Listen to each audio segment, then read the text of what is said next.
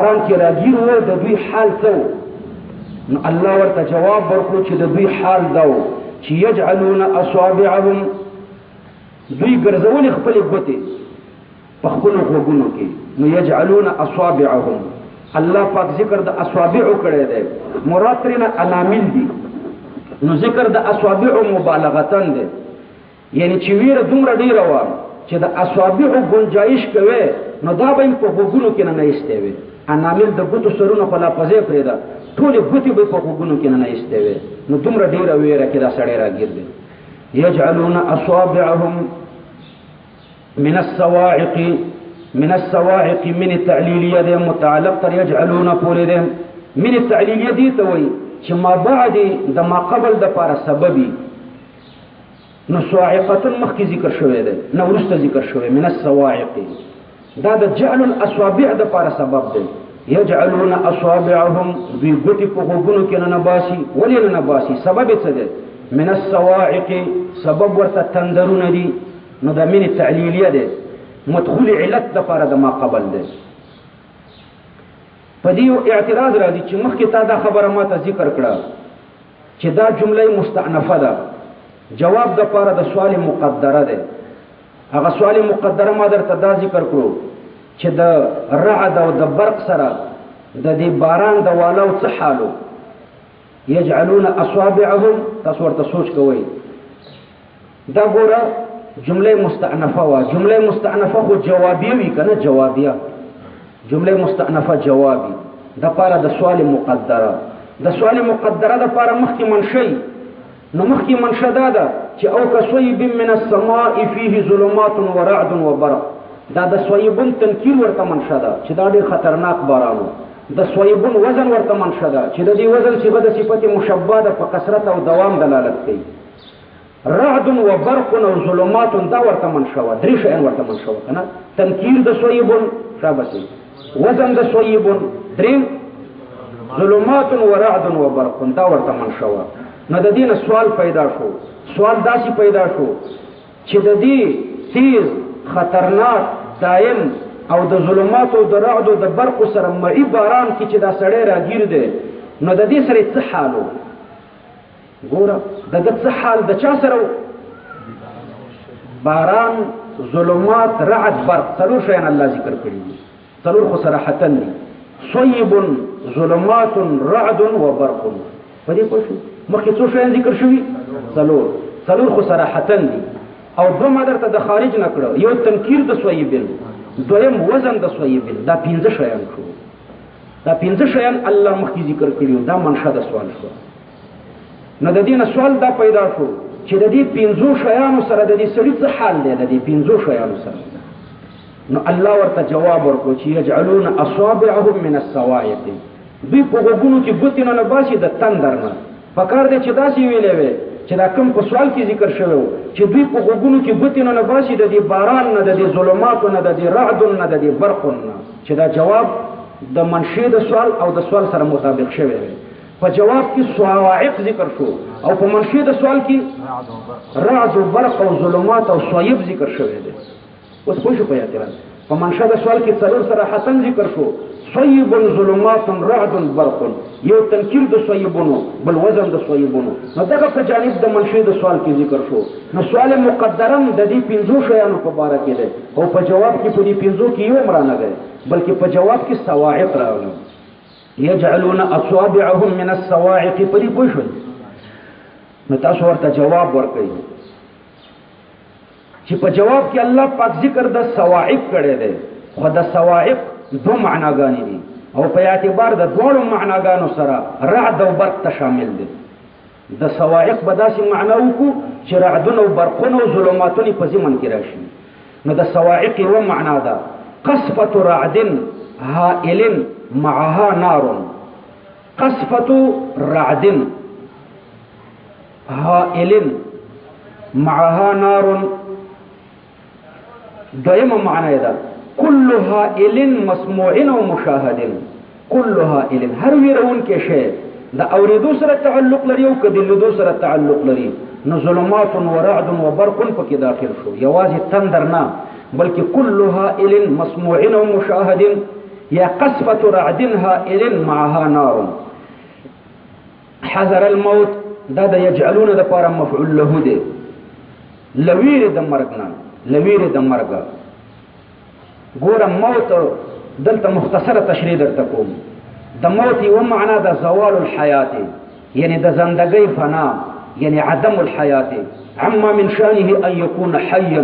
نو دا موت و دا حیات پا مابین کی تقابل دا عدم والملکی دے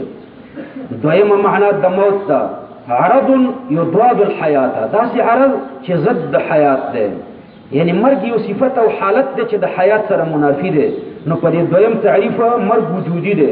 او دا حیات سر تقابل تضاد دے نور دا مرگ تفصیل با انشاءاللہ چه پا بلزے کے لگتا ہوکو ہر درس کے دا ہر آیات تفصیل ممکن نہ دے بے وہ پا یو آیات کی نختیو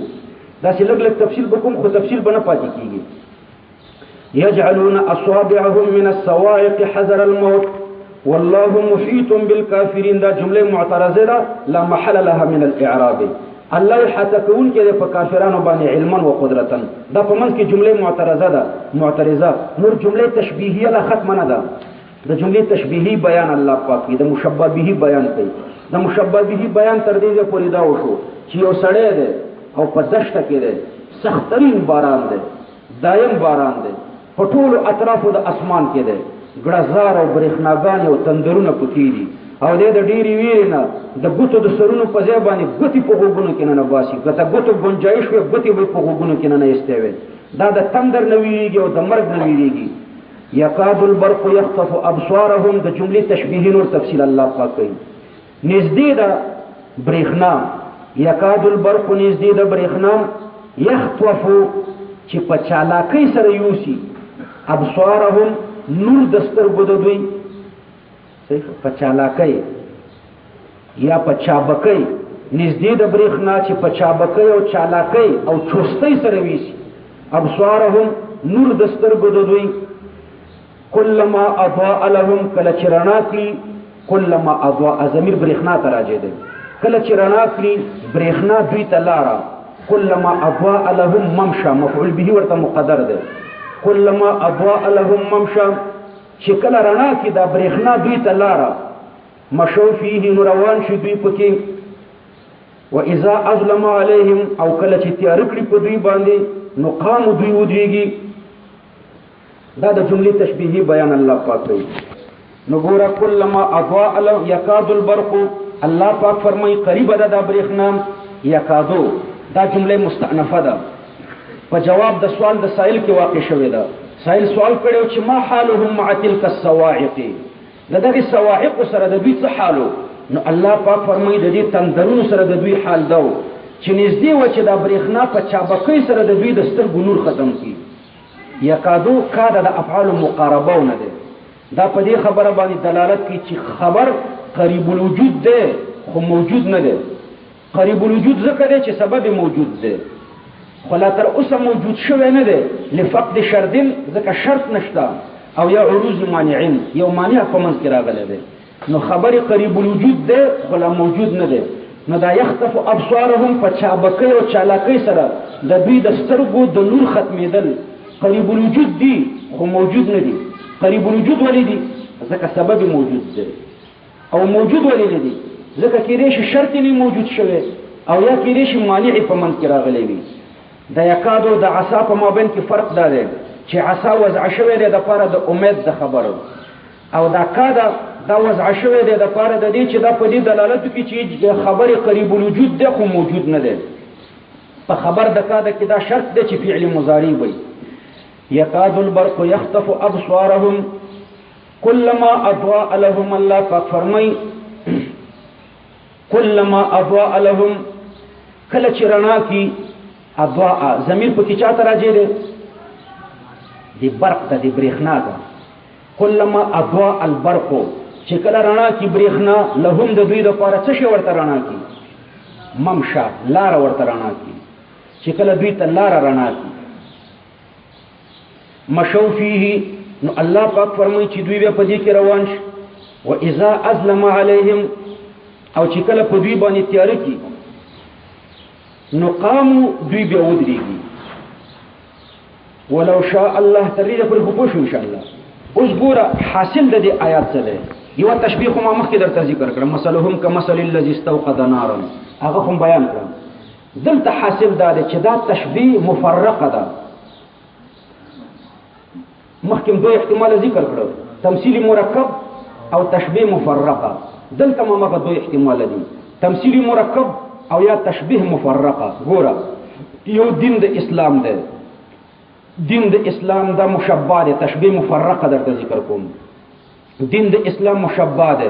او د رحمت باران دا مشبہ به دی په جانب د مشبہ کې یو شی دین د اسلام دی په جانب د مشبہ به کې د دې لپاره مشبہ به د رحمت بارانونه دي په جانب د مشبہ کې دویم شی نفسانی اغراض او باطل شبهات دي د دې لپاره په جانب د مشبہ به کې ظلمات راغلي ګوره دین د اسلام دا مشابه دی د رحمت د باران سره خو بیا نفسانی اغراض او باطل شبهات دا مشابه دی د ظلمات سره چې په دې باران کې دي او دا د تخویف او د وعید آیاتونه دا په جانب د مشبہ کې دا مشابه دي د رعد سره په جانب د مشبہ به کې رعد ذکر شوی دی او د فتوحات اسلامیه آیاتونه دا مشابه د برق سره دي نو اوس ورته ګوره څو شیان درته ذکر کړل څلور په جانب د مشبہ کې څلور په جانب د مشبہ به کې په جانب د مشبہ کې یو دین د اسلام دی بل نفسانی اغراض او باطل شبهات دي بل د تخویف او د وعید آیاتونه دي بل د فتوحات اسلامیه آیاتونه دي دا څلور په جانب د مشبہ به کې د دې لپاره څلور داسې دي یو د رحمت باران بل ظلمات بل رعد بل برق نو دین د اسلام د رحمت د باران سره مشابه دی نفسانی اغراض او باطل شبهات دا د ظلمات سره مشابه دي د تخویف او د وعید آیاتونه دا د رعد سره مشابه دي او د فتوحات اسلامیه آیاتونه دا د برق سره مشابه دي اوس تفصیل ته ګوره کله چې د تخویف آیاتونه نازل شي نو منافقین په غوګونو کې ګوتی کیدي چې دا وانوري او چې کله د اسلام غلبه راشي نو بیا د اسلام طرف ته روان شي مشو فيه د اسلام طرف ته روان شي او چې کله د اغراض نفسانیو غلبه راشي مثلا د کفارو سره د جهاد او د قتال حکم وشي او د دوی اغراض نفسانی به د دې خلاف دي نو بیا د اسلام طرف ته د ورتلو نه ودرېږي قوم بیا دوی ودرېږي مخکې نه ورځي وښه دویمه طریقه درته ذکر کوم تشبیه مفرقه منافق مشبہ دی ذوی الصیب اصحاب الصیب دی مشبہ به دی ګوره په جانب د مشبہ کې یو منافقین دي دویم ایمانهم المخالط بالکفر والخداع ایمان د منافقانو دی چې د دوکي او د کفر سره مخلوط ایمان دی دریم نفاقهم منافقت د منافقینو دی او څلورم جهلهم جهل د منافقینو دی دا څلور په جانب د مشبہ کې د دې لپاره څلور شیان په جانب د مشبہ به کې صیب فيه ظلمات ورعد وبرق یو باران دی چې په دې کې ګړزار دی برېښناګانې دي او تندرونه دي دا یو شی په جانب د مشبہ به کې دویم جعل الاصابع في الاذان من الصواعق حذر الموت وګونو کې ګوتې کې خودل لتندرونو لوجد مرګنا من الصواعق حذر الموت دا دویم او دریم دا دی چې ویرا ګوره تفصیل درته کوم دا منافقین مشبہ دي د اصحاب الصیب سره د هغه چا سره چې په دې باران کې راګیر دي ایمان د دې منافقانو چې مخلوط د کفر او د دوکې سره دی دا مشابه د دې باران سره دی چې په دې کې تیری دي رعدون او برقون پکې دي وجه د شوبې ګوره دا ده چې باران فی نفسه نافع دی خو په دې صورت کې مضر دی نو ایمانم فی نفسه نافع دی خو چې مخلوط د کفر او د دوکې سره نو بیا مضر دی او نفاق د منافق دا نفاق د منافق د ویری د مسلمان نه دی کنه د مسلمان د ویری نه منافقت کوي نو نفاق د منافق د ویری د مسلمان نه دا مشابه دی د ګوتو د کې خودلو سره په خوګونو کې لویری د مرګ نه او جهل د دې منافقانو بما یاتون و یذرون کوم شیان چې کوي او کوم چې پریدي د دې په ګټه او په تاوان نه پويږي دا جهل د منافق دا مشابه دی د هغه سړي د دې سړي د دې حال سره چې کله د پړقاري د برېښنا سره مخامخ شي نو د لک فرصت پیدا کی یو قدم واخلي او چې کله تیاری شي نو بیا بالکل په ځای باندې ودرېږي نو حیران نو دا حیرانواله د دې باراني سړی دا داسې د دې سره مشابه دی حیرانواله د دې منافق نو منافق هم داسې حیران دی ولو شاء الله لذهب بسمعهم وابصارهم ان الله على كل شيء قدير کچرته د الله اراده وشي لذهب بسمعهم نو بوتل بو کې د دوی په غوږونو او ابصارهم او د دوی په سترګو باندې نو ولو شاء الله لذهب بسمعهم وابصارهم کله الله اراده وشي نو د دوی قوت سامعه او قوت بصیره به ختمه کی په دې آیات کریمه کې الله پاک دې خبرې ته اشاره کوي چې دا ډلې تر اوسه پورې د مخکنی ډلې په شان بالکل لندا او کڼا او ګونګی کړي نه ده ګوره یو تشبیه مخکې راغله مثلهم کمثل الذي استوقد نارا الذي استوقد نارا چې هغه ډېر حیران داسې ولکه ګونګی کوړه ولوند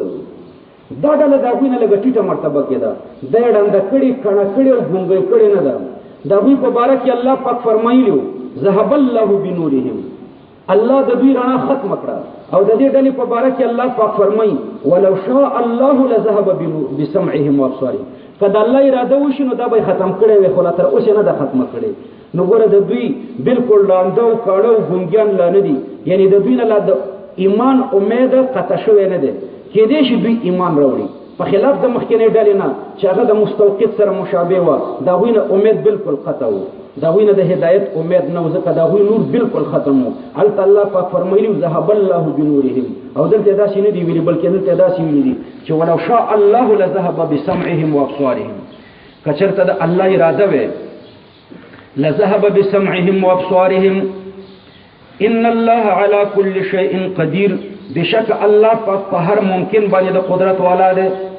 نن خو مې په دې تیرو آیتونو کې درته ډېر تفصیل وکړو ان الله على كل شيء قدير کې خپل تحقیق بنظیر دی دا به ان شاء الله په قران کریم کې ډېر زیات راځي په بل ځای کې چې راغلو هلته به تفصیل وکړو خو دلته مختصره معنا دا کوو چې شیء په معنا د ممکن سره دی ان الله على كل شيء یعنی ممکن قدیر علم چې شیء ته مضاف نو شیء به عام مراده وي على كل شيء عليم شيء ممكن تم وشامل وي ممتنع لذاته تبين ورولي ممتنع لغيره تبين ورولي التبب شيء کی تعمیم کوي چې علم ورته منسوب شي او چې قدرت ورته منسوب شي نو بیا به شيء په معنا د ممکن سره وایي ان الله على كل شيء بشک الله پاک چې په هر ممکن باندې د قدرت والا دی په دې کې درته بیا بل ځکه د الله پاک په توفیق تفصیل کوم يا أيها الناس اعبدوا ربكم الذي خلقكم والذين من قبلكم لعلكم تتقون تردیزه پوری الله پاک درې ډلې بیان کړي یو خالص مؤمنانو هغه تر اولئک هم المفلحون پوری الله پاک بیان کړو بل خالص کافرانو هغه الله پاک تر لهم عذاب عظیم پوری بیان کړو او بل منافقانو دا د منافقانو حال الله پاک په ورکو کې ذکر کړو په ابتدا کې الله پاک فرمایلیو چې دا کتاب هدل للمتقین دی دا کتاب هدایت د متقین ته اوس دا په کومه طریقه هدایت د متقین ته دلته د تقوا د تحصیل طریقه ذکر کړي د تقوا تحصیل تقوا په ځان کې څنګه راولي تقوا په ځان کې داسې راولي چې توحید او رسالت ومني توحید او رسالت دا اصل د لپاره د تقوا ده نو په دې آیتونو کې الله پاک طریقه د تحصیل د تقوا ذکر کړي دا یو ربط دویم ربط دا ده چې ګوره مخکې بیان د فرق ثلاثه ده دلته الله پاک عام خطاب کوي د فرق ثلاثه ته یو مخکې خاص اول خاصی فرقې ته خطابو بیا په دوه آیتونو کې خاصی فرقې ته خطابو په دې ورکو کې خاصی فرقې ته خطابو دلته درې وړو ته الله یو ځای خطاب کوي یا ایها الناس اعبدوا دې آیات کې د عبادت ذکر وشو اے انسانانو د الله عبادت وکړئ په وروسته آیات کې د معبود د معرفت طریقه بیانېږي چې معبود به هغه چاته وي چې اسمان او ځمکه جوړه کړې ده معبود به څوک چا چې اسمان او ځمکه جوړه کړې ده دا اسمان او ځمکه د یو کور په شان ده اسماني چت ده ځمکه فرش ده المر او سپوږمۍ او ستوري دا ورته بلپونه دي او دا قسمه قسم میوې او نعمتونه دا په دسترخوان درته پراته دي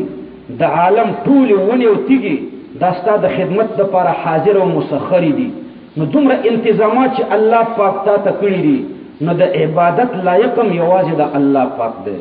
بل څوک دومره انتظامات تا ته نشي کولی لہذا بل چاته عبادت نه ده بل څوک د عبادت مستحق نه ده په مسند احمد کې یو حدیث دی د حضرت حارث اشعری رضی الله عنه حسن حدیث دی رسول الله صلی الله علیه وسلم حضرت یحیی علیه السلام ته د 5 شیانو حکم وکړ او بیا ورته وفرمایل چې په دې 5 شیانو باندې خپل عمل وکړه او بنی اسرائیل تم په دې باندې د عمل حکم وکړ یحیی علیه السلام نه بنی اسرائیل ته په حکم کولو کې لږ تاخير وشو نو چې تاخير وشو عیسی علیه السلام یحیی علیه السلام ته وفرمایل چې کته زړه نه غواړي نو زبدا 15 احکام دي خلق ته بیان کوم دي بنی اسرائیل ته یحیی علیه السلام ورته وفرمایل چې نزی په خپل بیانو کته بیان کې نو زه ویریږم چې د الله عذاب په دې خلق باندې رانشي نو یحیی علیه السلام راغو خلق ته تقریر وکړو تقریر ورته داسې وکړو چې د یو سړي یو غلام دی او بل پسمکه کې هیڅ نه لري نور هیڅ نه لري دا غلام یو ځای کې مزدور کړی دی چې ته مزدوري کوو ما ته پیسې راوړه دا غلام مزدوري کوي خو پیسې بل طرف ته وړي نو دا مولا به ورته څومره غوسه وي نو دارنګې الله پاک مونږ پیدا کړي یو په مونږ باندې نعمتونه او احسانات کوي بیا مونږ عبادت د بل چا دپاره کوو نو الله به مونږ ته بیا څومره په قهر کېږي معاذ الله امام رازی رحمه الله فرمایي د دې آیات په تشریح کې چې دلته الله پاک داسې وفرمایي یا ایها الذين آمنوا یا ایها الناس اعبدوا ربكم الذي خلقكم نعمتونه ذکر کړو الذي جعل لكم الارض فراشا والسماء بناء وانزل من السماء ماء نعمتونه ذکر کړو او به د عبادت مطالبه وکړه چې عبادت وکړه زګه دومره نعمتونه می پتا باندې کړی دي دا ټول دنیا می ستاره پر د یو کور په مثال کړه اسمان می درته چت کړو زمکه می درته فرش کړه ټول ونی او غنی او بوټي او تیږي دا می درته مسخر کړی او عظیم دسترخوان می درته هوار کړی دی د ورځې 3 ټیم او 4 ټیم تا ته خوراکونه درکوم نو اوس زما عبادت وکړه ګوره په دې آیات کریمه کې د الله د عبادت ذکر وشو کنه الله د عبادت مطالبه وکړه خو د نعمتونو په مقابله کې وکړه چې ما درته نعمتونه درکړي نو د دې نعمتونو په شکریه کې ته د الله پاک عبادت وکړه نو دا موږ چې عبادت کوو دا صرف د الله د نعمتونو شکریه کې ادا کوم ډیره ده نور د ثواب حق نه لرو چې زیاتی د الله نه سو غواړو صرف د الله د نعمتونو شکریه چې ادا کو دا به کافي شي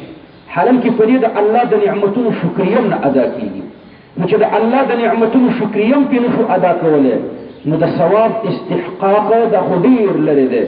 نو دا ثوابونه د الله صرف فضل ده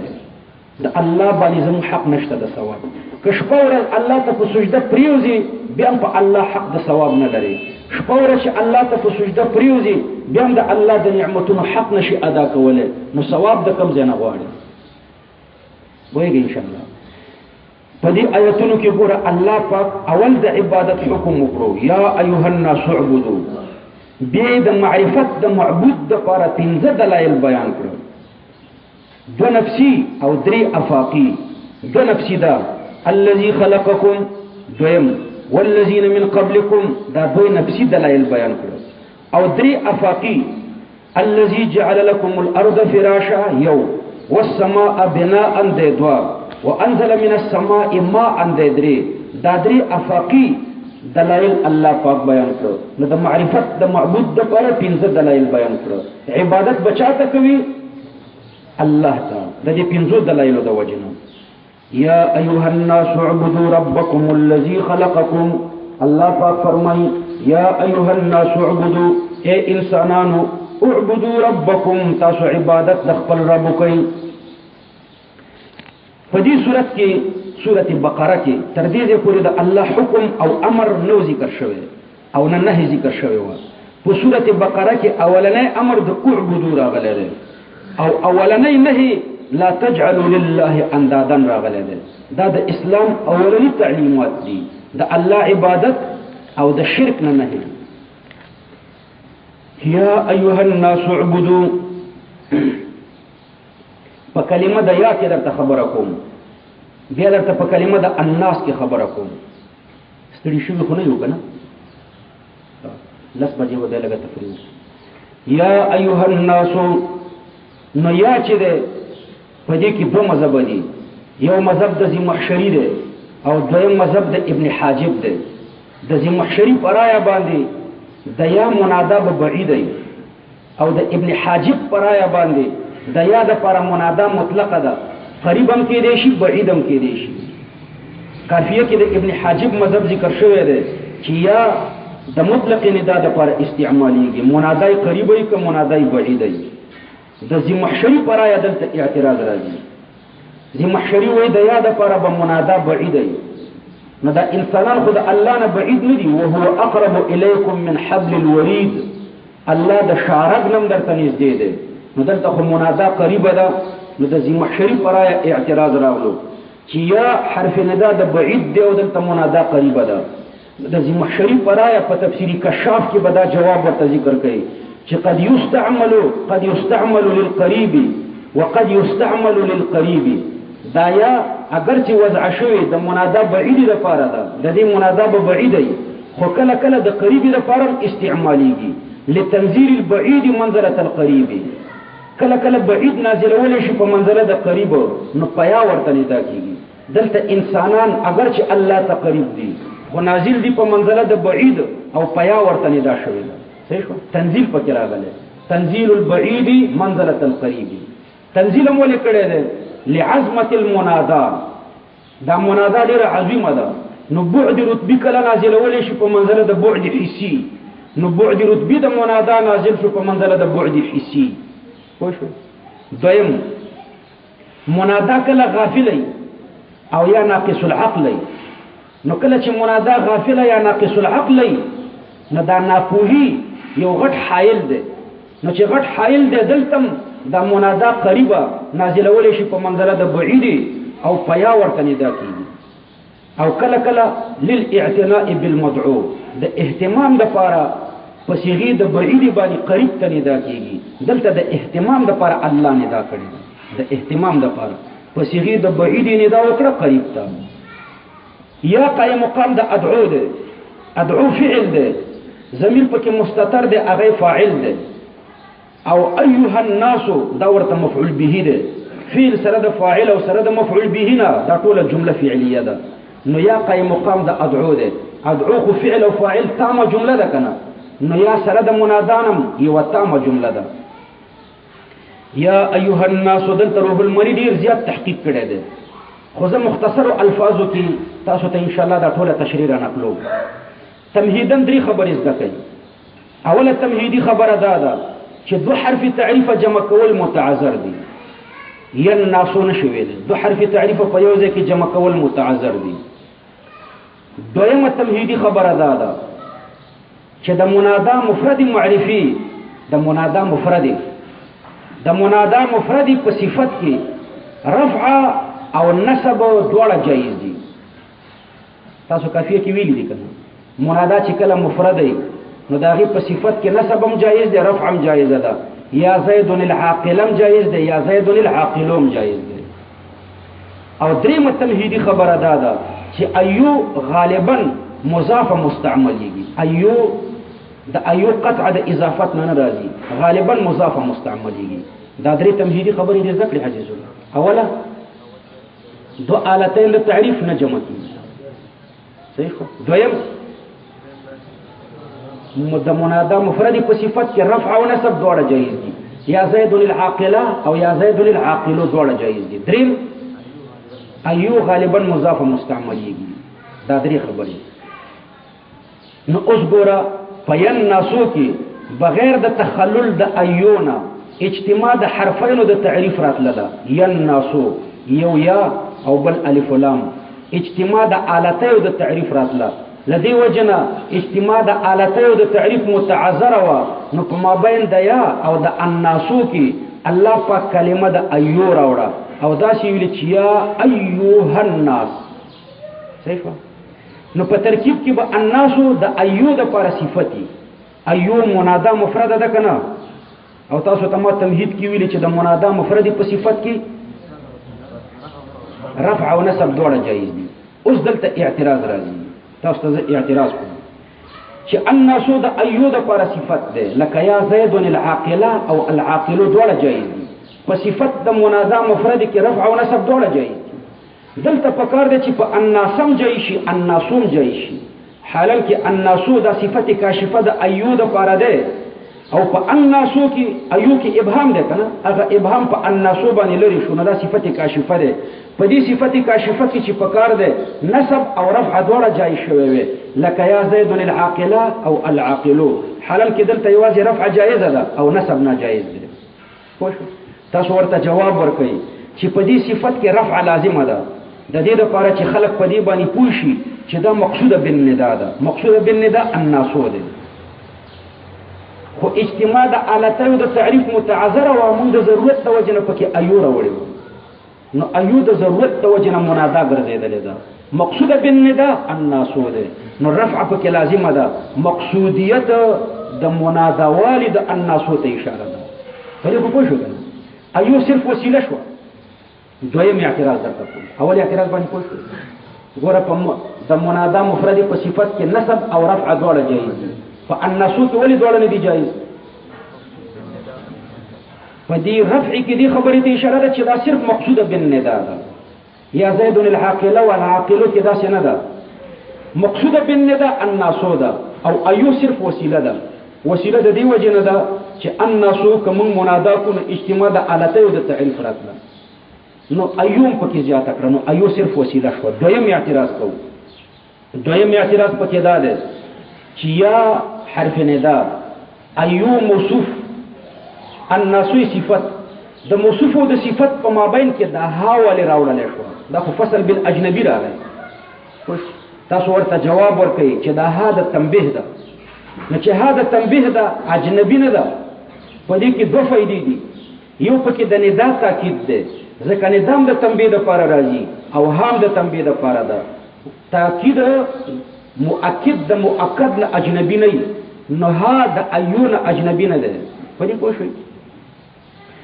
دویم دا ده چې د دې ها په وجه باندې ما تاسو ته په تمهید کې ویلو، هغه دریمه تمهیدي خبره مې دا درته کړې وه چې د ایو غالبا مضافه مستعملېږي. دلته مضافه نه ده مستعمله شوې، مضافه. نو چې مضافه نه ده مستعمله شوې، د هغې مضاف الیه جبیرم په ها باندې وکړه، نو ها پکې ځکه زیاته کړه. نو د ها د زیادت دوه فایدې دي. یو فایده پکې تاکید د ندا، ځکه ندام د تنبیه لپاره او هام د تنبیه لپاره ده. او دویمه فایده پکې جبیره د مضاف الیه د ایو ده. ایو نه شابه ایو غالبا مضاف مستعملیږي، او دلته مضاف نه ده مستعمله شوې، نو جبیرم په ها باندې وکړه. دلته مضاف نه ده، مضاف الیه ورته نشته. ایو موصوف ته الناسوی صفت. نو یا ایها الناس، الناس کې درته خبر کوم، تر دې پورې میا ایها کې درته خبر وکړم. دا د روح المانی خلاصه ده. مخکې ترجمو کې موږ دا آیات د درس په منځ کې راغی، دا چې د درس په اول کې راشي ان شاء الله چې د نور تفصیل هم درته کوم. دا یو 2 غنټې تحقیق وایي. یا ایها الناس صرف تر دې پورې. هم درته خلاصه ذکر کړه، نور په خلاصه خو پوه شو ان شاء الله، په ترکیب بم پوه شو. یا ایها الناس، اے انسانانو. ګوره یو جمع او بل اسم جمع. جمع په ما فوق الواحد باندې په اعتبار د صيغې سره دلالت کوي، او اسم جمع دا په ما فوق الواحد باندې دلالت کوي، لیکن د دې وزن اکثر د مفرد وزن. نو الناس جمع نه ده، اسم جمع ده. په جمع او په اسم جمع کې چې الف ولام راشي، نو که قرینه د عهد نه و، د استغراق او د عموم د پاره وی. غالبا الف ولام په کې د استغراق او د عموم د پاره. دلته یا ایها الناس کې الف ولام په اسم جمع کې راغلی دی،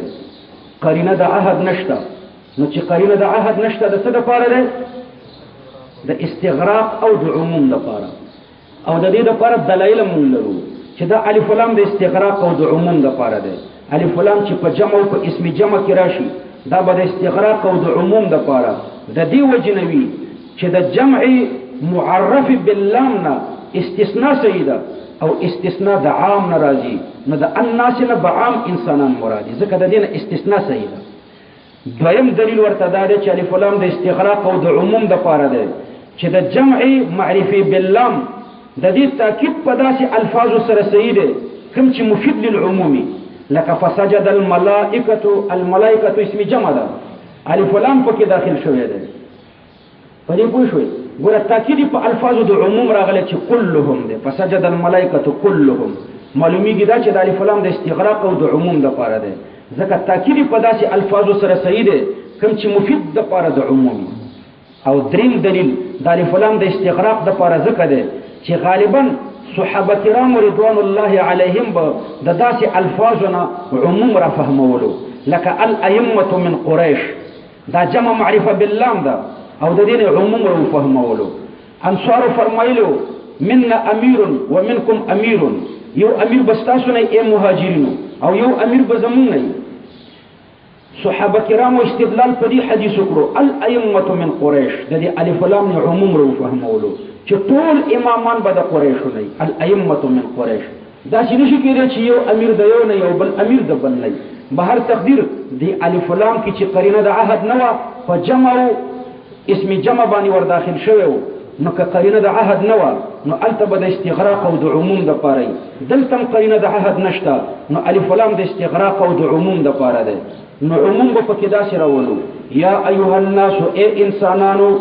د انسانانو نه به موجودین هم واخلو او غیر موجودین به هم ترېنه واخلو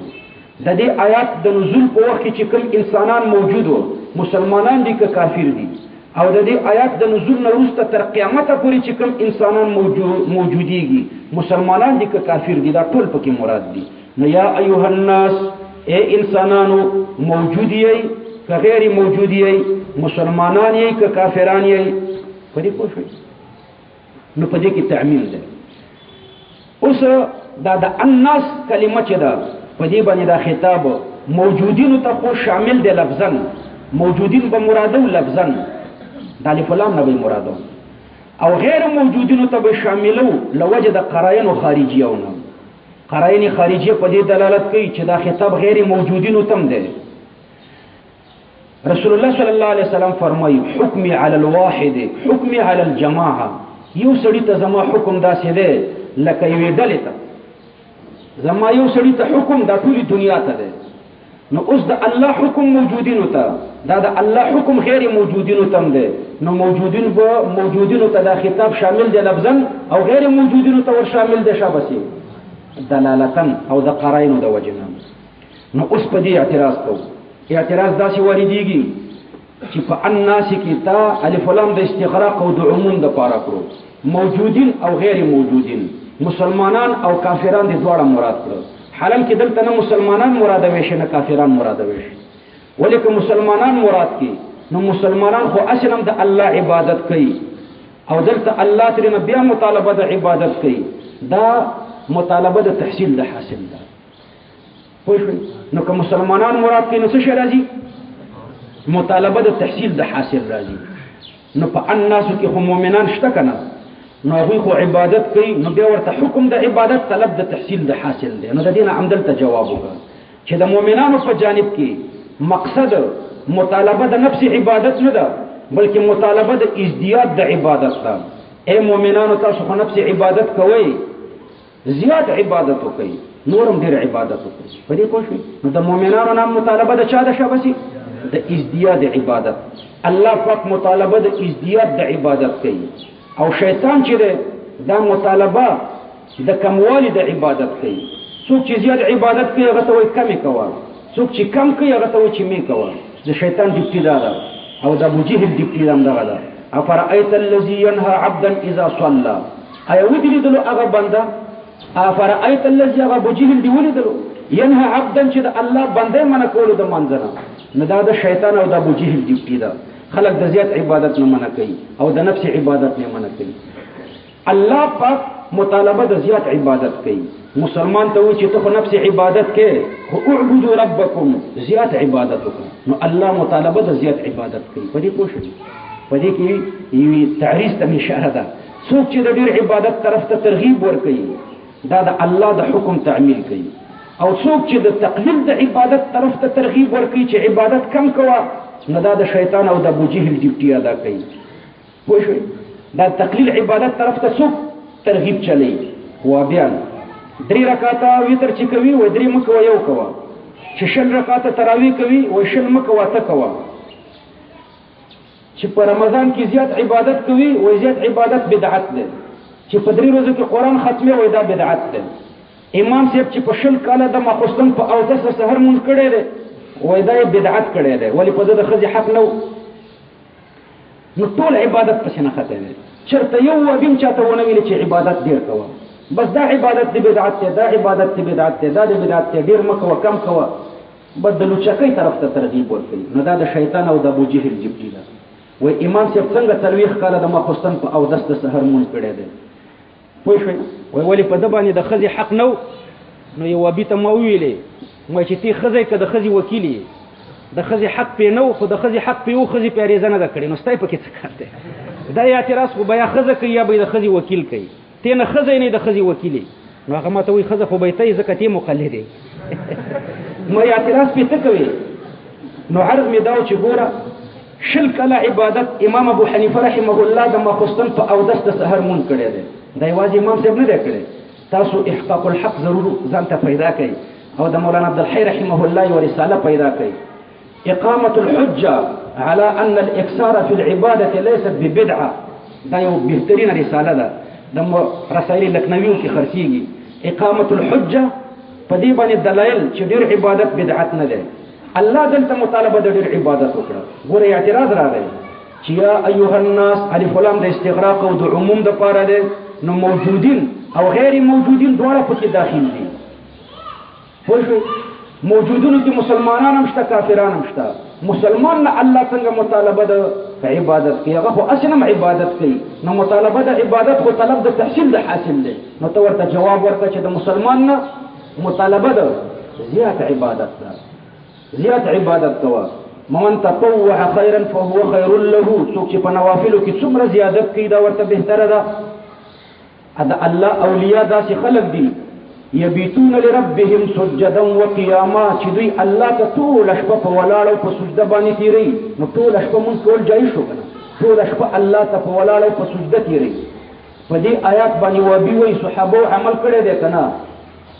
صحابه اکثریت ټوله شپه مونږ کولو حضرت علی ټوله شپه خوب نه کولو ټوله شپه د الله په عبادت تیروله حضرت عمر ټوله شپه د الله په عبادت تیروله حضرت عثمان ټول شپه د الله په عبادت تیروله حضرت عبد الله ابن عمر به تر پښنمی پورې المنځ کولو او د پښنمی نه به تر سهار پورې استغفر الله ویلي حضرت تمیم الداری دا په کابل کې چې خخ ده د ټول شپه په عبادت تیروله او دا رنګ د امام بخاری په مشایخو کې یو لوی درجن داسې ده چې ټول شپه یې منځ کړی ده سعید ابن مسیب 50 کاله د ماخوستن په اودس د سحر منځ کړی ده امام ابو بکر ابن عیاش او دارنګ یو لوی فهرست ده دي حضرت عائشه رضی الله عنها حضرت شداد ابن الاوس انصاری رضی الله عنه یو حدیث کې راځي و جماعت من الصحابه یو غټه ډله داسې و چې ټول شپه به تر سحر پورې منځ کول و بیا داسې دا حدیث پیش کړي چې یو صحابي هغه به ټول شپه منځ کولو او یو بیبي و نو پیغمبر علیه السلام ورته فرمایل علیکم بالعمل دومره عمل کوي به ما تطيقون چې څومره طاقتي خو ټیک شو کنه د امام صاحب هم دومره طاقت دا حدیث خو د امام صاحب په خلاف مو پیش کوو چې څومره د طاقت دومره کوه زما طاقت نشته ځکه شپې ورسو بجو نه بعد ویښ پاتې شو نو بیا په ټوله ورځ ودیم مغزه به مې خرابې بیا به دوه ستنې اورین وهمه چې اورین ستنې ونه هم سردرد مې نه ښه کېږي بهر تقدیر مو طاقت نه لرو نو چې څوک څومره طاقت لري دومره دې مونځ کوي د ډېر عبادت نه په دې حدیث کې منع نه ده راغلی د ډېر عبادت طرف ته ترغیب دی دومره عبادت کوو چې څومره دې طاقت وي دویم اعتراض درته کوم چې الناس کې الف لام د استغراق او د عموم د پاره دی نو په دې کې خو کافران هم داخل دي نو د کافر نه الله مطالبه د عبادت وکړو د کافر نه خو مطالبه د عبادت نه ده صحیح کافر نه مطالبه د مون نه ده صحیح ځکه دا مون نه کیږي عبادت د پاره خو ایمان شرط دی او دغه ایمان نشته تو ورته جواب ورکا چې کافر نه د عبادت د مطالبه حکم داده چې د عبادت په مقدمات باندې اتیان وکړه کوم چې د عبادت لپاره شرط او مقدمه ده اول هغه وکړه او به عبادت وکړه نو د عبادت لپاره مقدمه ایمان ده، یعنی د هغه اول مطالبه د ایمان ده. نو مطالبه د عبادت د کافر نه ده، په حقیقت کې مطالبه د مقدمات د عبادت د کافر نه. یا ایها الناس اعبدوا، اے انسانانو تاسو عبادت وکړئ. د عبادت تعریف هم زده کړئ ان شاء الله. د انتهایی تعظیم په اراده باندې انتهایی تذلل اختیارول، درې ټکي مې درته ویلي. اعبدوا ربکم، تاسو عبادت د خپل رب وکئ. ربکم دا قضیه فطریه ده. قضیه فطریه پیژنئ؟ قضیه فطریه دې ته وایي چې د دعوې په ضمن کې دلیل د شریعت تعظیم په اوله صفحه کې تاسو ویلي دي. بسم الله الرحمن الرحیم، استعانت د الله نه کوم، د الله نه کومک غواړم. ولې د الله نه غواړم؟ ځکه د الله معنا د ذات مستجمع لجميع صفات الکمال، دغه معنا ورته دلیل دی. نو د الله نه امداد غواړم، دا دعوه او د دې په ضمن کې دلیل هم راغی. ځکه د الله نه امداد غواړم چې ذات مستجمع لجميع صفات الکمال دی. دلته دعوه او دلیل یو شی دی. اعبدوا ربکم دا دعوه ده، د رب عبادت وکړه. ولې د رب عبادت وکړه؟ ځکه ستا رب دی کنه. په ضمن د دعوې کې دلیل راغی. یا ایها الناس اعبدوا ربکم، اے انسانانو د خپل رب عبادت وکړئ. الذي خلقکم، الذي ورته صفت مادحه ده یا صفت مقیده ده. الذي صفت ده د ربکم د پاره، یا صفت مادحه ده کدا خطاب درې وړو ډلو ته شي، مؤمنانو، منافقانو، کافرانو، درې وړو ته خطاب شي. نو دا بیا صفت مادحه ده. او مقصود د موصوف عظمت بیانول دي، د رب عظمت بیانول دي. دا رنګ تعلیل د ربوبیت ده. دا ستاسو رب ولې ده؟ رب د دې وجنه ده چې الذي خلقکم، تاسو پیدا کړی یې. صحیح. او کدا خطاب مشرکین ته وی، نو دا بیا توصیف د تقید د پاره ده. ور اعبدوا ربکم، د مشرکانو ارباب خو ډیر زیات وو، 314 ارباب وو. نو خطاب مشرکین ته ده. الذي په دې 314 ارباب کې دا یوم درته نه یادوم، یو هغه رب درته یادوم خلقکم چې تاسو پیدا کړی. نو که خطاب مشرکین ته شي بیا دا توصیف د تقید د پاره ده. او که خطاب درې وړو ډلو ته شي نو بیا دا توصیف صفت مادحه ده. بیا اعبدوا ربکم الذي خلقکم، د خپل هغه رب عبادت وکړئ چې تاسو پیدا کړی یې. دا دلیل نفسي، دلیل عقلی داخلي. والذین من قبلکم، او هغه رب د هغه رب عبادت وکړئ. الذین من قبلکم، چې تاسو نه مخکینی خلق پیدا کړی دي، یعنی تاسو پلاران هم پیدا کړی دي، تاسو هم پیدا کړی یې، او تاسو اباو اجدادم الله پاک پیدا کړی. دا دوه دلایل نفسیه دي. لعلکم تتقون، د دې لپاره تتقون من العذاب، چې تاسو د الله د عذاب نه بچ شئ. تتقون من العذاب، شمنصور بابا دلته د من العذاب نقطه لګولې ده. دا د امام الضحاک ترجمه ده. او لعلکم تتقون من الشرك، دا د عبد الله ابن عباس ابن نقطه ده. لعلکم تتقون من الشرك، تفسیر ابن عباس. لعلکم تتقون من العذاب، دا د امام الضحاک رحمه الله تفسیر ده. راجح دا ده چې دلته تقدیر ونه لګي، عموم باندې پرې دی. شرک ته به مر متناول شي، عذاب ته به مر متناول شي. لدی وجنه چې تبت شي هم د عذاب نام او هم د شرک نام، د دې لپاره چې تبت شي. لعلک درته تحقیق کوم، مختصر تحقیق او بیا درنه غواړم. صحیح ده. دا ځکه د لعل قرآن کې ډیر راځي، نو چې ډیر راځي نو هم دلته ځکه لعل دا کله د ترجی د پاره او کله د اشفاق د پاره. لعل وضع شوه ده د ترجی د پاره، دا رنګ د اشفاق د پاره. ترجی ته وایي الطمع في حصول امر محبوب، الطمع في حصول امر محبوب. یو شی چې ستا خوښ ده د هغې په حاصلولو کې امید ساتل، نو دې ته ویلی شي ترجی، امید. طمع ورته په عربۍ کې وایي، پښتو ته ورته طمع وایي که نه، امید. الطمع في حصول امر محبوب، دې ته ترجی وایي. او اشفاق څه ته وایي؟ توقع مخوف ممکن، توقع مخوف، د یو ویرونکي شي توقع کول چې هغه ممکن الوقوع وي. یو شی ویرونکی دی او ممکن الوقوع دی، او د هغې توقع او امید کوي، نو دې ته ویلی شي اشفاق. نو به هر تقدیر لعل د ترجیح دپاره م استعمالیږي او د اشفاق دپاره م استعمالیږي. په قرآن کریم کې چې لعل راشي نو په دې کې دوه مذهبه دي. بعضې علما فرمایي چې د دې نه خپله حقیقي معنا مراده ده چې طمع نه ترجیح او اشفاق ده. صحیح، خپله حقیقي معنا ترې نه مراده ده، حقیقي معنا یې ترجیح او اشفاق ده. او بعضې علما وایي چې نه خپله حقیقي معنا ترې نه ده مراده بلکې تاویل به پکې کوي. نو دوه مذهبه شو.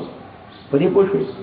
چې تاویل پکې کوي دا خو ډېره اسانه ده. تاویل پکې داسې وکړه لعل دلته د تحقیق او د تعلیل دپاره دی، لکه عبدالله ابن عباس صاحب چې فرمایي لعل په قرآن کریم کې دپاره د تعلیل او د تحقیق دی. لعلکم تتقون د دې دپاره چې تاسو بچ شئ هم د الله د عذاب نه او هم د شرک نه. دا تاویلي ترجمه شوه چې لعلم د تعلیل دپاره. دویم مذهب پکې دا دی چې دا په خپل حقیقت پاتې دی چې ترجیح او اشفاق دی. اوس په دې اعتراض راځي چې دلته په حقیقي معنا کې انتظار، امید او خوف دی. په حقیقي معنا کې انتظار هم راځي، امید هم راځي، ویر هم راځي. ځکه د ترجیح معنا موږ داسې ذکر کړه الطمع فی حصول امر محبوب، امید او انتظار کول حصول د امر محبوب ته، نو دا د امید او انتظار پکې راغلی. او د اشفاق معنا هم داسې ذکر کړه چې توقع مخوفین ممکنن، انتظار او امید دی یو مخوف او ممکن شي. ته ګوره خوف هم پکې راغی. نو به هر تقدیر په معنا حقیقي کې انتظارونه دي، امیدونه دي، خوفونه دي. او د الله په جانب کې دا ممکن نه دي. د الله په جانب کې انتظار، امید او ویره نشته. نو چې نشته نو په جانب د الله کې دا صیغه د لعل څنګه مستعمله شوه؟ دا اعتراف شو چې په خپل حقیقت یې پرېږدي. تاسو به ورته جواب ورکړئ، اسانه جواب. ګوره جواب دا دی چې ترجیح او اشفاق دا کله د متکلم په اعتبار سره وي او کله د مخاطب په اعتبار سره وي، او کله نه د متکلم په اعتبار سره وي نه د مخاطب په اعتبار سره وي، بلکې د دې دواړو نه علاوه د ثالث په اعتبار سره وي. نو کله د متکلم په اعتبار ترجیح او اشفاقي، کله د مخاطب په اعتبار ترجیح او اشفاقي، کله د ثالث په اعتبار ترجیح او اشفاقي. په قرآن کریم کې چې څومره لعل راغلی دی دا د مخاطب په اعتبار سره ترجیح او اشفاق دی، د متکلم په اعتبار سره نه دی، د مخاطب په اعتبار سره دی. اے مخاطبینو، تاسو امید او انتظار او توقع کوئ د حصول د امر محبوب او ویریږئ د امر مخوف ممکن نه، نو دا په اعتبار د مخاطب سره دی. په دې پوه ختمه شوه خبره. مختصره خبر مې درته وکړه. په دې آیات کې ورباندې اعتراض واردېږي چې دلته دا لعلکم تتقون دا حال واقع شوی دی او د دې لپاره ذوالحال چې دی یا د اعبدو ضمیر د مخاطب دی. اعبدو تاسو عبادت وکئ، اعبدو تاسو عبادت وکئ په حال کون ستاسو کې چې تاسو امید د تقوا لرئ. د اعبدو د ضمیر نه حال دی یا د خلقکم د دې کوم نه حال دی. په دې دویم اعتراض واردېږي. لعلکم تتقون دا حال دی، د دې ذوالحال کې دوه احتمال دي، یا د اعبدو ضمیر دی یا د خلقکم کې د کوم ضمیر دی. په دې دویم ترکیب اعتراض دی چې زمانه د حال او د عامل د ذوالحال یو وي. نه زمانه د حال او زمانه د عامل د ذوالحال، عامل د ذوالحال خلقه ده، نو زمانه د خلق او زمانه د امید د تقوا دا به یو وي. حالم کې زمانه د خلق اول ورځ چې ماشوم د مور نه پیدا کیږي دا زمانه د خلق ده. نو زمانه د خلق دا خو زمانه د امید د تقوا نه ده. په دې زمانه کې خو د ماشوم امید د تقوا نه لري، ځکه دې شعور نه لري، علم نه لري، نو دا به څنګه امید د تقوا ولري؟ امیدونه خو دې نشي کولی. په اعتراض پوه شوئ؟ تاسو ورته جواب ورکئ چې په دې صورت کې چې دا د خلقکم د دې کوم نه حال واقع کوي، نو په دې صورت کې به کلام کې تشبیه او مجاز وي. تشبیه او مجاز به داسې وي په زمانه د خلق کې دا مخلوق دا مشابه دی د هغه چا سره چې د هغه نه امید د تقوا ده. صحیح شو؟ دا ماشومان نه دي، دا مشابه شوي دي. د چا سره مشابه شوي دي؟ د هغه چا سره مشابه شوي دي چې د هغه نه امید د تقوا ده. د استعاره بالکنایه او دا لعل ورته استعاره تخیلیه لازم د مشبه به ثابت شو مشبهات نو د استعاره تخیلیه یعنی خلاصه دا چې دا ماشومان دا الله ذکر کړو په صورت د هغه چا کې چې دا هغه امید د تقوا ده. دویم اعتراض درته کوم چې مخکې خلق د مخاطبینو او د آباو د مخاطبینو ذکر شو خلقکم والذین من قبلکم او تا دا لعل د کوم نه حال کې نو یوازې خلقکم کې د دې کوم حال بیان شو چې دا کوم امید د تقوا لري والذین من قبلکم امید د تقوا لري کني لري دا هو حال بیان نشو والذین من قبلکم نو پکار داسې وا چې الله پاک ویلې و چې لعلکم وإياهم يتقون چې تاسو امید د تقوا لري او تاسو پلارانم امید د تقوا لري دوه ډلې امید د تقوا لري ځکه مخکې دوه ډلې ذکر شوې تاسو ورته جواب ورکړئ چې په دې آیات کریمه کې تغلیب ده مخاطبینو ته په من قبلهم باندې غلبه ورکړې ده نو خطاب یوازې مخاطبینو ته کړی ده نور امید د تقوا د دوه ډلو نشته دوه ډلې به امید د تقوا لري خو دلته ذکر د مخاطبینو کړی تغلیبا بس دا لعل تحقیق ان شاء الله تقول اشوفنا لعل غیر الدوام تنه تاسو لعل د ترجیح او د اشفاق د پاره ده په دې پوه شو نو په دې کې دوه مذهب دي بعض علما فرمایي چې دلته په تعویل باندې کلام بنا ده الله په کتاب کې تعویل کوا لعل په معنا د کای تعلیل یسر ګرځوا او د تحقیق او د تعلیل د پاره وایم دویم مذهب دا چې نه دا په خپل حقیقت پاتې ده اوس اعتراض راځي چې په خپل حقیقت پرې ده نو بیا خو په جانب د الله کې الله ته نسبت د امید او د انتظار او د خوف شو او الله ته نسبت د امید او د انتظار او د خوف نه کیږي نو جواب اسانه دی کنه چې ګوره کله د امت ترجیح او اشفاق کله په نظر سره متکلم دی کله په نظر سره مخاطب دی کله په نظر سره ثالث دی د الله په کتاب کې په نظر سره مخاطب ده بس مختصره خبره شو لعلکم تتقون د دې لپاره چې تاسو د الله نه ویریږئ دا په معنا د کای تعلیل یې سره کړو او یا الله تاسو پیدا کړی په داسې حال کې چې تاسو به امید د تقوا لرئ یا تاسو د الله عبادت کوئ اعبدو په داسې حال کې چې تاسو به د الله نه امید د تقوا لرئ امید د تقوا چې د شرک نه بچ شئ او د عذاب د الله نه بچ شئ الذي جعل لكم الارض فراشا دا اوس بل دلیل الله پاک ذکر کوي دلیل عقلی خارجي سفلوي محسوسي اشتراکی بین الخلائق الله پاک ذکر کوي الله داسې ذات دی جعل لكم الارض فراشا چې الله ګرځولې د ستاسو لپاره د ازمکه فراشن فرش کوم آیات چې بیا بیا راځي ان شاء الله چې دا غي تحقیق به په پول ذکر درته کوم والسماء بناء او الله غزاد دې چې ګرځولې د اسمان بناء چت او چت سما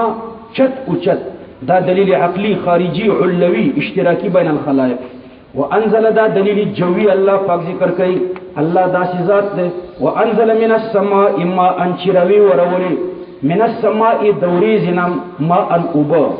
كل ما علاك فهو سماء وكل ما أتاك فهو سبا ستا پسر چې هر شی دی دا ستا اسمان دی نو دا باران دوريزنا راوريږي نو دا اسمان نوريز مراد ده ځکه وريزم اسمان دی كل ما علاك فهو سماء وكل ما أتاك فهو سبا قیامتم سبا دی ذکر روان دی فأخرج به من الثمرات نوروي استل الله پاک په دې ابو باندې د میوونه رزقا لكم رزقا په معنا د مرزوقا سره ده مخکې ما درته تحقیق کړو یو رزق ده بل رزق ده رزق اسم ده رزق صيغه د مصدر ده دلته د دې مصدر خو امر اعتباري انتزاعي وي داغي اخراج متصور نه ده لدی وجه رزقا په معنا د مرزوقا سره ده رزقا لكم یعنی مرزوقا لكم الله روي استلستاسو د پاره مرزوق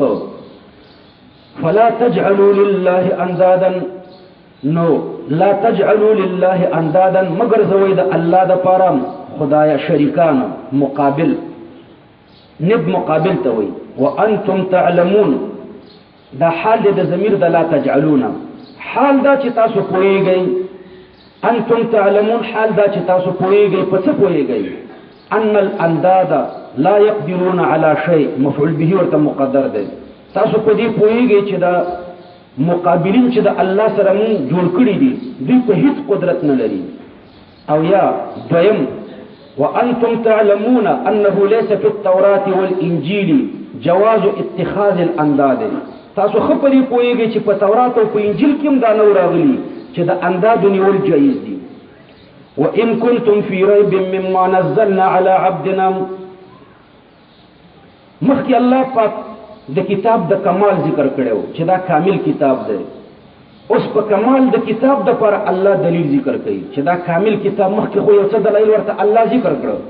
لا ریب فیه، دا یو دلیل د کمال د کتابو. هدى للمتقین، دا بل دلیل د کمال د کتابو. بل دلیل د کمال د کتاب د پر ادا ده چې دا معجزه د رسول الله صلی الله علیه وسلم ده. نو مخکې اثبات التوحید او دلته اثبات الرسالت ده، دایم ربط ده. او بیان د کمال د کتاب د دې لپاره دلیل بیانای، دم ربط د آیات ته د ما قبل سلام. الله پاک فرمایي وان کنتم فی ریب مما نزلنا علی عبدنا. الله پاک کلمه د ان ذکر کړه، یو کلمه د اذا ده او بل کلمه د ان ده. که په مضمون د کلام باندې یقینو الته کلمه د اذا راځي، او که په مضمون د کلام کې تردد نو الته کلمه د ان راځي. نو دلته اوس دلایل موزیله مبتلا د ریب ډیر دي.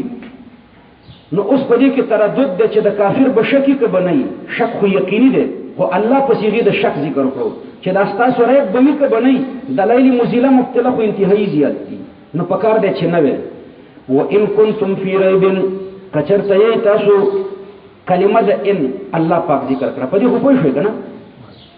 نو په کلمې د ان کې الله پاک د دوی په دې ریب کې ریب ته اشاره کوي چې دلایل موزیله مبتلا دومره ډیر دي چې تاسو په دې ریب کې د خلکو ریب پیدا کیږي چې تاسو دا شک به وکړئ بنئ. بعض علما فرمایي چې الله پاک کلمه د ان د توبیخ د لپاره ذکر کړه. توبیخ داسې ورکوي چې ګوره دا مضمون د دې قابل نه دی چې څوک دې پکې شک وکړي. که شک کیږي نو په طریقې د الفرض او التقدیر به کیږي. نو الله پاک کلمه د ان ذکر کړه، دې خبرې ته اشاره کوي چې دا ورستنی مضمون که واقع شي نو علی الفرض والتقدیر به واقع کیږي. دا شک فرضا او تقدیرا نور مناسب نه دی. وان کنتم فی ریب، الله پاک فرمایي کچرته یې تاسو فی ریب، ریب کې دا تنکیر دا د اشعار د پاره ده بان الريب ان وجد يكون ضعيفا قليلا. تنکیر د تقلیل د پاره ده. اول خو شک مناسب نه ده، که به رام شي نو پکار ده چې ډیر معمولی وي. لکه عربان وای ما زید شیئا، زید اسم نه ده. نو دلته دا معمولی ریب اول خو راتلل نه دي پکار، کوم ډیر کم ده. نو که پتا سو ډیر کمزوري ریب کې وای خبره کوي فی ریبن. نو ریبن کې تنکیر د چا لپاره شو؟ د تقلیل لپاره. قلت د دې ریب ته اشاره ده، ضعیفا قلیلا، چې کمزور ریب ده او لږ ریب ده. په دې اعتراض راځي چې دا ترجمه صحیح نه ده. ان کنتم فی ریب، دا ریب ظرف ده د لپاره د دې منافقانو، او ظرف په مظروف باندې مشتملی او مظروف په ظرف کې مستقری. دا په دې دلالت کوي چې دا ریب ډیر قوي ده، منافقان پکې مستقر دي. تاسو ورته جواب ورکړئ چې استقرار د ضعف سره منافی نه دی. فی په استقرار دلالت کوي، او ریب کې دا تنکیر په ضعف دلالت کوي. ضعیف شی هم کله دایمي کنه، یو شی ضعیف خو دایمي، مستقر یو دایمي. وان کنتم فی ریب مما، دا من ابتدایه ده. مما اصل کې من ما ده، صفت د پاره د ریب ده. یعنی دا څه ده؟ ان کنتم فی ریب ناشئه مما نزلنا د ناشئه مقدر پر تعلق لري. ناشئه به صفت د پاره د ریبین ده. کتا سو په شک کې او دا شکم ناشوي مما نزلنا د مما نزلنا نه. مما کې دا ما موصوله ده یا موصوفه ده. په دوه صورتونو کې به عبارت د کتاب نه. کستا سو شک د دې کتاب نه، تاسو شک په دې کتاب کې وي. ان کنتم فی ریب کتا سو په شک کې دا شکم نشي د چانه ده، مما د دې کتاب نه را پیدا شوی ده. تاسو دا شک د کتاب نه را پیدا ده چې دا کتاب به د الله وحی وي او کدا به د پیغمبر صلی الله علیه وسلم خپل تصنیف وي. نو په دې کې تاسو شک ده. د شک د لپاره منشأ د الله کتاب ده چې دا د الله کتاب ده او کدا پیغمبر صلی الله علیه وسلم خپل تصنیف ده. نو مما نزلنا کی تضعیف راغله ده. تضعیف تاسو په عامو کتابونو کې وایي یوې نقطې ته توجه راوړو د انزلنا او د نزلنا په مابین کې څه فرق دی؟ انزلنا ها بس مکمل په یو ځای نازلېدلو ته انزلنا مستعملېږي او نزلنا لږو لږو نازلېدو ته مستعملېږي، لیکن دا صحیح خبره نه ده. ګورئ ورته وجه دا ده چې زه تاسو ته دلیل پیش کوم. علی الاطلاق هم غلط هم نه ده، خو علی الاطلاق صحیح هم نه ده. ګوره داسې به وایي دا تضعیف، دا تضعیف په یو فعل کې راغلو، دا فعل که قبل التضعیف متعدی و، قبل التضعیف نو که قبل التضعیف متعدی و نو بیا به تضعیف د تکسیر د پاره، او که دا فعل قبل التضعیف متعدی نو نو بیا به تضعیف د تعدیت د پاره د تکسیر د پاره بنای. نزله چې ده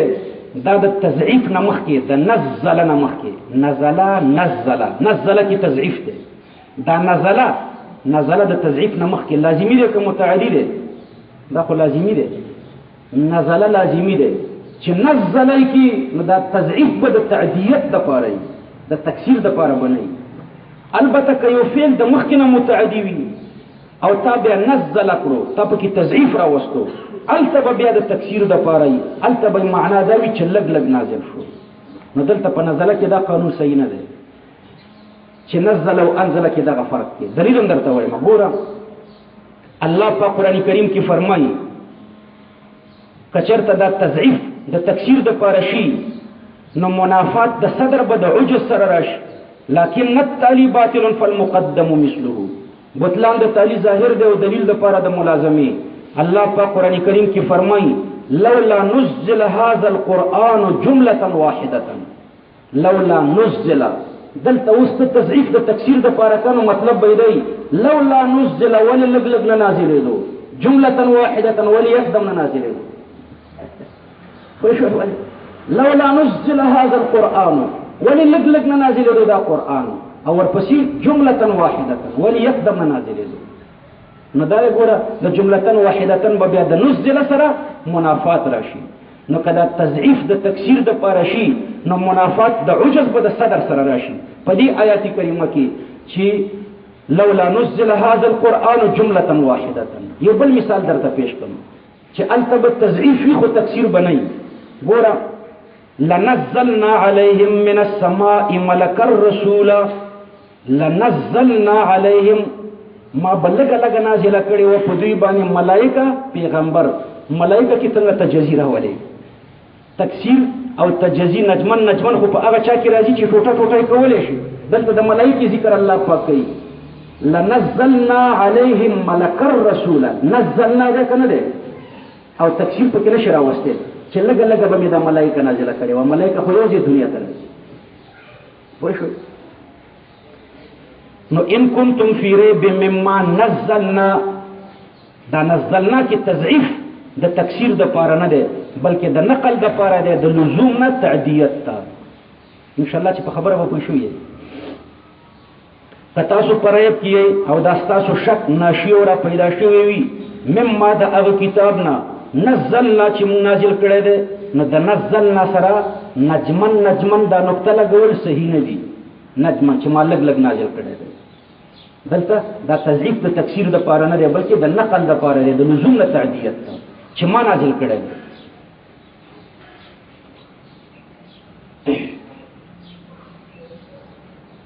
علی عبدنا، الله پاک فرمایي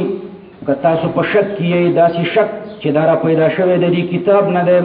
هغه کتاب چې ما نازل کړی دی علی عبدنا په خپل بنده باندې، کلمه د علی ذکر کړه، کلمه د الی ذکر نه کړه. وجه دا ده چې الی په وصول دلالت کوي، وصول او انتها، او علی په استعلا د منزل دلالت کوي په منزل علیه باندې،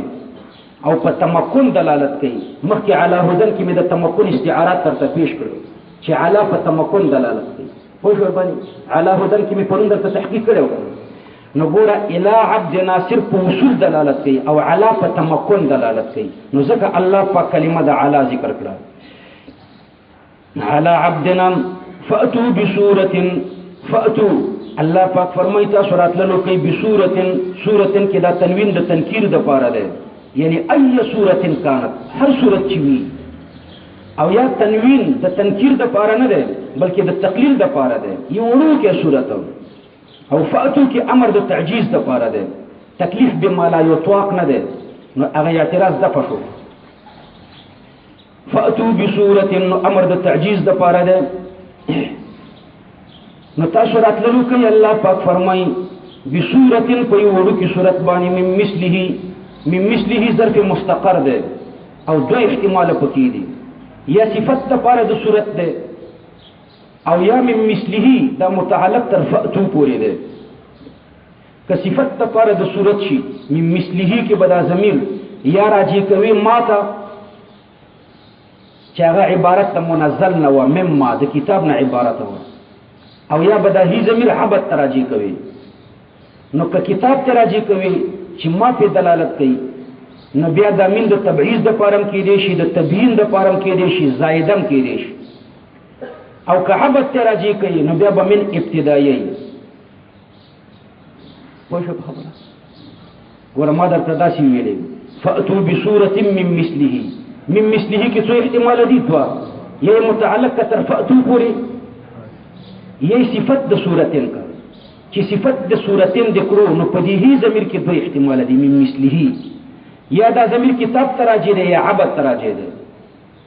کدا ضمیر کتاب تراجی شي نو کمین د تبعیض د پاره کې دام جایزه ده د تبیین د پاره کې دام جایزه ده کزایده کې دام جایزه ده نو کدا تبعیض د پاره کې ترجمه بدای فاتو بصورتن راتللو کوي په یو صورت چې دا صورت بعض ده د مثل د منزل نه صحیح بعض ده د مثل د منزل نه یا د بیان د پاره ده دا صورت چې ده د مثل د منزل نه ده یا من زائد ده دا صورت مثل د منزل ده بهر تقدیر چې دا ضمیر منزل تراجی شي کتاب تراجی شي نو په من کې درې وړ احتمالات جایز دي تبعیض تبیین زائد او کدا د مثله ضمیر حبت تراجی کوي نو بیا به من ابتدایي فاتو بصورت تاسو راتللو کوي په یو صورت دا چانه راوړو من مثله د مثل د پیغمبر نه راوړل چې مدرسه او سکول او کالج نه ویل په دنیا کې تعلیم نه کړي بلکې تعلیم ډایرکټ د الله نه کړي مثل د عبد مثل د محمد صلی الله علیه وسلم دا خو کدا صفت د صورتین کوي او که صفت د صورتین نه کوي د فاتو پورې به تعلق ور کوي نو بیا به ضرور د ضمیر عبد تراجی کوي بیا به داسي وایي فاتو من مثله تاسو یو صورت راوړئ د چانه راوړو من مثله راوړئ د مثل د محمد صلی الله علیه وسلم چې په دنیا کې سکول او مدرسه او کالج نه دی ویلي فاتو بصورت من مثله وادعوا شهداءكم دعاء په معنا د ندا او د استعانت سره راځي وادعوا کومک غواړئ شهدا جمع د شهید ده یا جمع د شاهد ده شهید هغه چاته وایي چې د هغه وجود ته اعتبار ورکولی شي وادعوا کومک غواړئ شهداءکم د هر هغه چا نه چې د هغوی وجود ته تاسو اعتبار ورکوئ صحیح شهید هغه چاته وایي چې وجود ته اعتبار ورکولی شي او یا شهید په معنا د حاضر یا په معنا د ناصر یا په معنا د امام نو راوبالئ شهداءکم ارغه خلق چې تاسو د هغوی وجود ته اعتبار ورکوئ یا راوبالئ حاضرین یا ناصرین یا خپل امامان من دون الله خدا امامان چې من دون الله دون ظرف مکان ده غیر لا ينفرقو تصرف پکې نه کیږي په معنا د من سره ډیر مستعمليږي ډیر په معنا د من سره راځي نه په معنا د من نه پس لکه من کثیرن راځي او با پکې قلیلن راځي بدون او من دون اکثر پکې من راځي من دون الله ما سوا د الله نه دا من دون الله به حال واقع شوه دی نو تقدیر د عبارت دا ده ودعو تاسو کومک غواړئ شهداءکم د هر هغه چانه چې تاسو د هغوی وجود ته اعتبار ورکوئ یا د حاضرینو نه یا د ناصرینو نه یا د امامانو نه یا د شعراو نه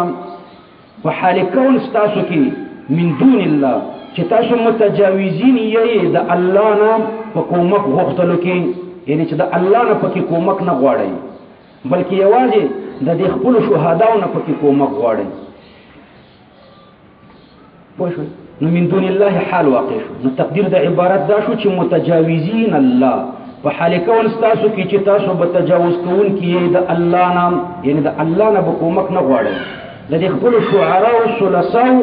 ناسویرینو او امامانو نه پکې کومک وغواړئ. پوه شئ. دویم احتمال پکې دا دی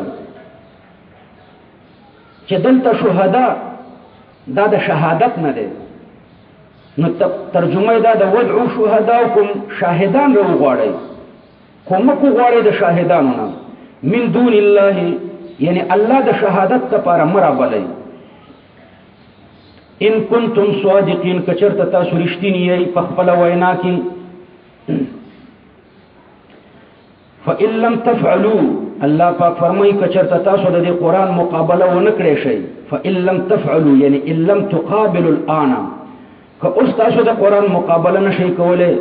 ولن تفعلوا یعنی فی المستقبل په آینده کې به تاسو د قران مقابله ونه کړئ شئ. نو ګوره په دې کې دوه معجزې دي. یو معجزه دا ده چې د قران د مقابلې نه دنیا عاجزه شوه. دویمه معجزه پکې دا ده چې اخبار بالغیب ورکړو. څوارلس سوه کاله مخکې الله فرمایلی دي چې د قران مقابله څوک نشي کولی او تر نن تاریخه پورې نه ده نه ده کړې او تر قیامته پورې به ونه کړې شي. فاتقوا النار نو الله پاک فرمایي چې وویرېږئ تاسو د اور نه. اوس په دې اعتراض راځي چې فاتقوا النار دا جواب د پاره د شرط دی چې فإن لم تفعلوا دی. نو اوس په دې اعتراض راځي چې دا عدم اتیان فإن لم تفعلوا دا عدم اتیان دا مرتب علیه د پاره د فتقون ده شرط خو ملزومی او جزا ور سره لازم وي او دلته فتقو چې دا د فإن لم تفعلوا سره لازم نه ده. په مطلب باندې پوه شو. دا عدم اتیان ملزوم د پاره د فتقوا النار نه ده. نو چې دا فإن لم تفعلوا ملزوم نه ده د پاره د فتقوا النار. نو فتقوا النار څنګه جزا ده فإن لم تفعلوا؟ تاسو ورته جواب ورکړئ چې په جانب د جزا کې ذکر د ملزوم دی، مراد ترې لازم دی چې اترکوا العناد دی. فتقوا النار دا ملزوم او اترکوا العناد دا ورسره لازم. نو ذکر د ملزوم مراد ترې لازم، اصل کې هغه لازم جزا ده چې دا عناد پرېږدئ. ترک د عناد سبب د پاره د تقوا النار دی. فتقوا النار التي نو تاسو ځان بچ کړئ د هغې اور نه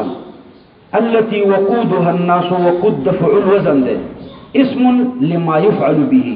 اسم د هغه ما چې سو د پلتې دی چې په هغې اور بلیږي. نو وقود ما يوقد به ته وایي. نو ځان وساتئ فاتقوا النار د هغې اور نه ځان وساتئ التي وقودها الناس یعنی ما يوقد به انسانان دي. هغه چې دوزخ اور ورباندې بلیږي هغه انسانان دي چې د دوزخ اور پې بلیږي یعنی خاشاکي انسانان دي. ما يوقد به انسانان دي. او یا داسې ووایه وقودها دلته حذف د مضاف دی ذا پکې مقدر کړه. فاتقوا النار التي ذا وقودها الناس چې صاحب د ما يوقد به چې دی هغه انسانان دي. صاحب د ما يوقد به انسانان دي. وقود د وضو په شان صيغه د مصدر ده د فعول وزن دی حمل مبالغتن دی. الحمل على النار مبالغه. وقودها الناس والحجاره د الناس نه کافران مراد دي والحجاره او د دینه د ګوګړو تیږي مراد دي. عبد الله ابن عباس به دغه معنا کوي دا د ګوګړو تیږي. دویمه معنا یې دا چې د الناس نه عصاة المؤمنین مراد دي ګناګار مسلمانان. او الحجاره د دینه بوتان مراد دي. اعدت للكافرین الله پاک فرمایي دا جهنم تیار شوی دی للكافرین د کافرانو د پاره. اعدت للكافرین دا جمله مستأنفه ده د اهتمام بشان د پر الله ذکر کړی ده. دا جهنم تیار شوی د کافرانو د پاره ده. دا د اهل سنت والجماعت عقیده ده چې جهنم اوسم موجود ده. غالبا د مفتی شفیع رحمه الله معارف القرآن به د دې آیات لاندې لیکلي خو ما معارف القرآن کې کتلي دي زیرته نه دی معلوم. غالبا د دې آیات لاندې لیکلي چې جهنم اوسم موجود ده او جنت هم اوس موجود ده. جنت په اوم اسمان کې ده اوسم موجود ده او جهنم چې د دې ځمکې لاندې دا ځمکه ومیله افریقایانو سورۍ کړې وه. دا ځمکه داسې ګول شکل لري د اګۍ شکل لري. دې طرف ته پاکستان دی او لاندې امریکا ده. نو دوی کوشش کولو چې داسې سورۍ کې لنډ به پاکستان او امریکا سره ځي او راځي. د ځمکې د یو سر نه به بل سر ته سړی لنډ ځي راځي. ومیلې چې دا ځمکه سورۍ کړه نو اخواته نور ماشینونو کار نه کولو. کنګریټ داسې راووتو د ومیلو نه لاندې نو د دین الله دی دوزخ دی جهنم دی اور دی اوسم موجود دی دا به په قیامت کې وچوي دا درې حصے د زمکه چې اوبو لاندې کړی دي او یو حصہ وچه ده دا درې حصے اوبه به موش و اذا البحار سجرت اور به ګرم شي مر بم په دې کې راخطا شي او دا لاندې اور بم راوځي بس دا اوس موږ په جهنم کې اوسېږو دا به ووري ټول اعدت للكافرين وبشر الذين آمنوا وعملوا الصالحات الله پاک فرمایي زیره ورکړه هغه کسانو ته چې ایمان راوړی دی لس بجې شو کنه یو لس منټه په تفریح او لسونه پتا